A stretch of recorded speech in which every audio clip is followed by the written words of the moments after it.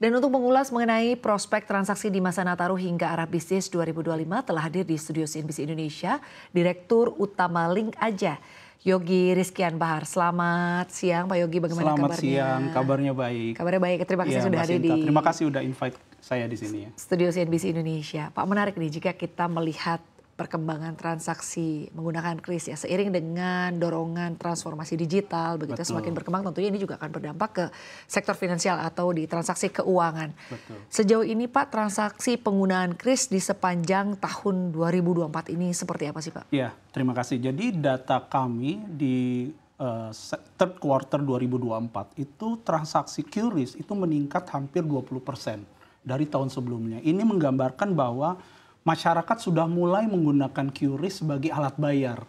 Mungkin kalau dulu kita harus pakai dompet, harus bawa cash kemana-mana gitu ya. Sekarang sudah mulai transaksi ke cashless.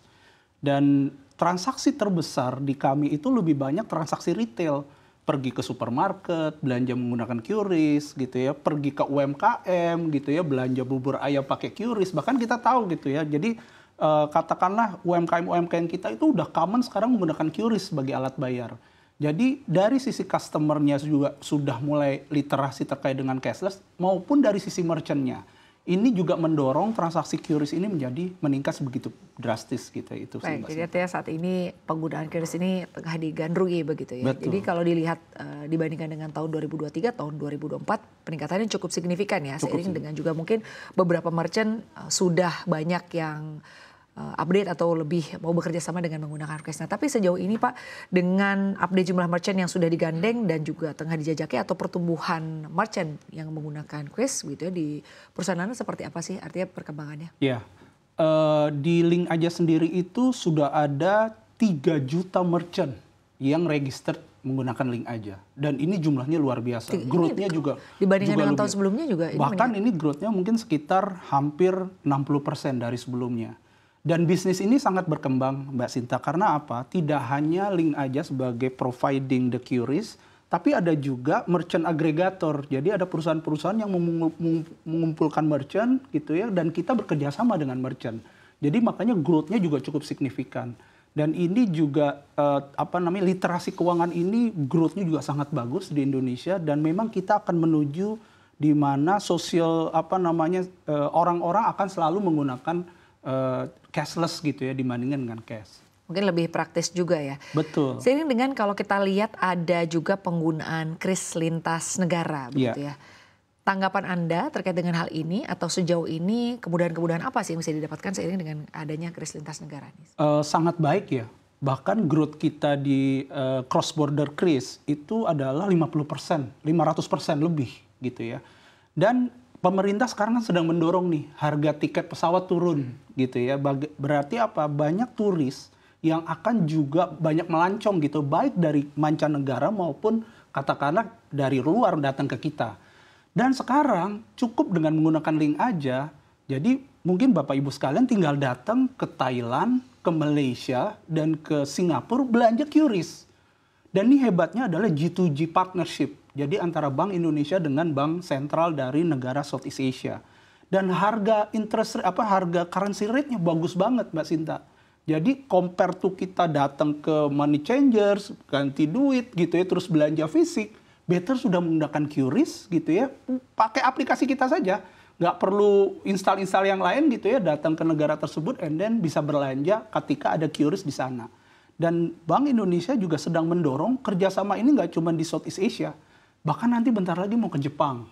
Ini luar biasa nih. Mungkin akan ke Saudi Arabia yang which is kita umroh, haji juga banyak di sana. Nah, program-program ini yang kita dorong bersama pemerintah. Baik, jadi artinya tidak perlu khawatir ya ketika kita mungkin ketinggalan uang atau ketinggalan dompet atau nggak bawa uang cash begitu ya. Sekarang sudah dimudahkan dengan adanya. Betul. Sekarang pusing ketinggalan handphone. Kalau ketinggalan dompet masih oke lah, tapi udah ketinggalan handphone udah pusing tuh pasti ya. Nah, tapi berbicara mengenai ada beberapa hal juga yang perlu diperhatikan ya terkait dengan masalah-masalah yang mungkin dihadapi dengan penggunaan kris ini gitu ya.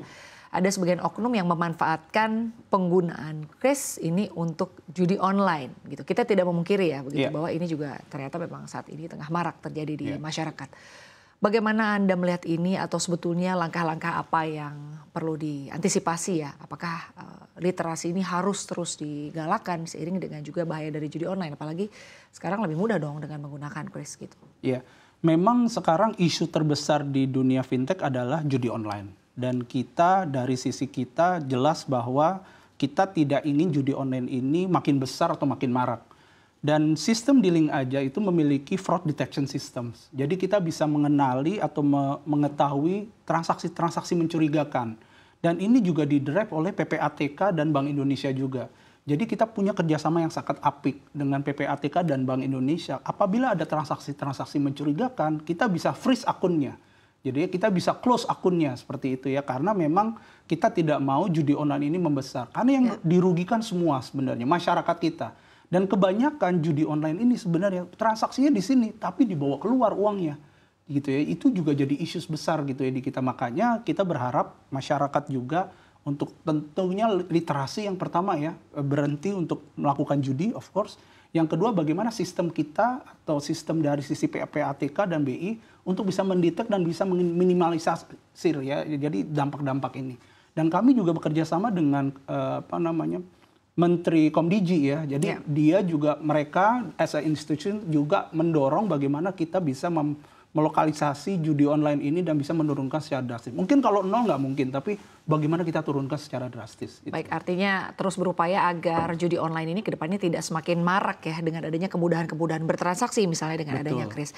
Selain daripada judi online yang tengah menjadi perhatian juga adalah mengenai phishing ya, phishing, scamming atau juga mungkin sekarang pinjol. Begitu Betul. Ya. Bagaimana dari perusahaan melihat bahwa ini juga menjadi salah satu ancaman keamanan bagi para pengguna dari Kris ini? Jadi di setiap perusahaan selalu ada 3 hal yang perlu diperhatikan. Yang pertama adalah people-nya, gitu ya. Makanya kita punya data protection officers. Bagaimana kita memproteksi data di internal perusahaan, gitu ya. Yang kedua tentu teknologinya. Bagaimana teknologi yang kita bangun di internal fraud detection system sehingga apa? Malware atau katakanlah phishing itu memang kita bisa blokir gitu ya. Dan ini attack ini selalu tinggi Mbak, jadi selalu growth sebenarnya. Jadi attempt to attack tidak hanya di sistem kita, paling banyak tuh malah di phishing. Dia mengincar karyawan-karyawan kita, notebook-notebooknya mereka untuk bisa di malware. Kemudian malware itu masuk ke sistemnya kita. Jadi memang literasi itu tidak hanya kesisteman, tapi bagaimana memproteksi karyawan-karyawan kita juga dari hal-hal yang bersifat resiko seperti malware tersebut, gitu. Yang terakhir tentunya teknologi ya. Proses itu sebenarnya kita sudah diaudit menggunakan 27001. Itu standar ISO standar yang itu membicarakan terkait dengan security dan wajib buat fintech industries untuk memiliki ISO tersebut. Jadi kita juga sudah melakukan proses tersebut. Dari sisi teknologi kita membangun sistem fraud detection system, termasuk cyber security. Karena apa? Bisnis fintech kalau sudah terserang, trust isunya. Jadi makanya kita harus jaga benar sehingga trust itu harus kita bangun masa depan gitu ya. Baik.